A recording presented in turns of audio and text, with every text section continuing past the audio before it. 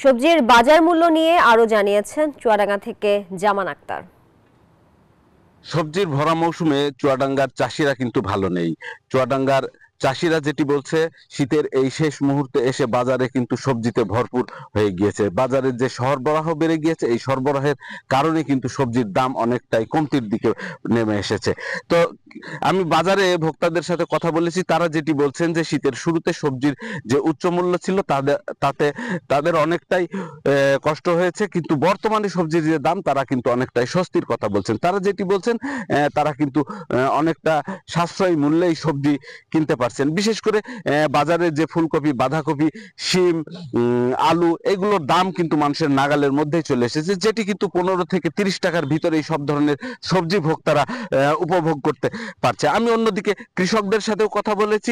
কৃষকরা আমাকে যেটি জানিয়েছেন যে সবজির মূল্য পড়ে গেলেও তাদের কিন্তু উৎপাদন খরচ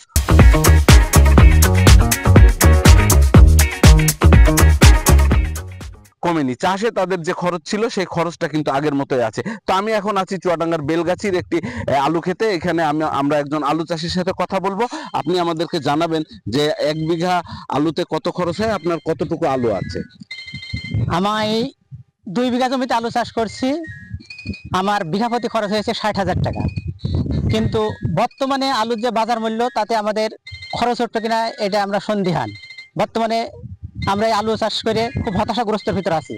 তো কৃষক যেমন বলছিলেন যে তাদের কিন্তু উৎপাদন খরচ না কমলেও বাজারের যে সবজির মূল্য সেটি কিন্তু অনেকটাই কমে গিয়েছে।